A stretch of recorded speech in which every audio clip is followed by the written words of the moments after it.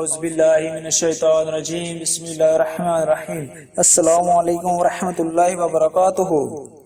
خلافت عثمانیہ کا ایک اور نیا فرد اس دنیا سے چل بسا، انا للہ و انا الیہ راجعون۔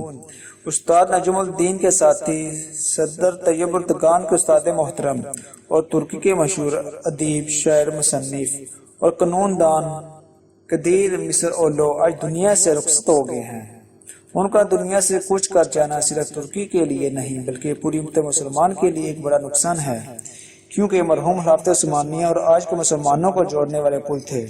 انہوں نے پوری زندگی خلافت عثمانیہ کی تاریخ جمع کی، محفوظ اور نقل کرنے کے ساتھ ساتھ ان کے خلاف پراپوگنڈے اور الزامات کو غلط ثابت کرنے کے لیے اپنا وقت وقف کیا ہے۔ اولو 1933 میں خلافت عثمانیہ کے قصود کے 9 برس بعد بحیرہ اسود کے کنارے واقع ترکی کے شمال مشرقی علاقہ طرابزون میں پیدا ہوئے، جو سلطان عظیم سلیمان رحمۃ اللہ کی بھی جائے پیدائش ہے۔ ساتھ ہی یہ علاقہ لطف کے لحاظ سے بہت ہی شہرت رکھتا ہے، جبکہ مرکزی شہر طرابزون کی میئرشپ اسلامی پسماندہ حکمران جماعت الخوف کے پاس ہے، جس سے وہاں کی فکری رجحان کا بھی اندازہ کیا جاتا ہے۔ مرحوم نے 1954 میں استنبول کے لا کالج سے قانون کی ڈگری حاصل کی، تاہم اپنی زندگی اتاترک کے جدوں ترکی کے خلاف اپنی قلم اور زبان سے جہاد کرتے گزاری۔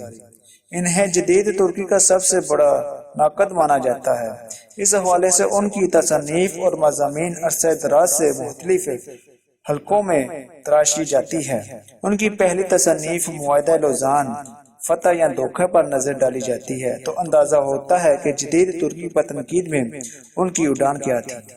خلافت عثمانیہ کے خلاف جنگ عظیم کے اتحاد کے ساتھ طے پایا اور اس معاہدے میں اتاترک عراق، شام، مصر اور سوڈان اور لیبیا کے علاقے سے دستبرد ہوئے اور بدلے میں موجودہ ترکی کے مشترکہ مشرقی علاقہ واپس حاصل کر کے حالیہ جغرافیائی سرحد اور قوم پرست ترکی کی بنیاد رکھی۔ اولو مرحوم نے اپنی اس کتاب میں اتاترک اور اس کے مقامی ہموار کو سخت تنقید کا نشانہ بناتے ہوئے لکھا ہے کہ وہ امت مسلمان کی قیادت سے دستبرد ہو کر زمین کے ایک چھوٹے سے ٹکڑے پر راضی ہوں۔ اس کے بعد انہوں نے اپنی دیگر تصانیف اور مضامین میں جہاں ایک طرف اسلام، مسلمان اور عثمانیہ دور کو کاٹ کر دفاع کیا، وہیں سکولز اور یونیورسٹیوں انہوں نے بنائی۔ یہی نہیں بلکہ جدید ترکی کے ساتھ ان کے بانی اتاترک پر بھی ہیں۔ اولو نے اتاترک پر بہت ہی تنقید کی، جس کے باعث اولو کو قید بند کر دیا گیا، تاہم ان کے عزم، حوصلہ اور سرگرمیوں میں کوئی کمی نہ آئی۔ وہ مرتے دم تک اپنی قلم سے یہ جہاد کرتے رہے۔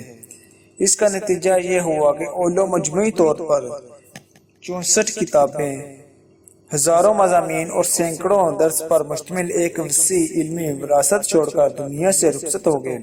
ان کی دیگر مشہور کتاب تصنیف میں قبضے کی داستان، یونان کی سیاسی کرتوتیں اور جنگ آزادی، امریکہ میں سیاہ فاموں کی سیاسی تحریک، ماسکو کی سیاسی کارروائیاں، عراق، ترک اور موصل کا قبضہ، آل عثمان کی داستان، علی شکبار اور خلافت عثمانیہ کے آخری حکمران سلطان وحی الدین، سلطان عبدالعزیز اور سلطان عبدالحمید پر مظلوم سلطان کے نام سے 3 کتابیں شائع ہیں۔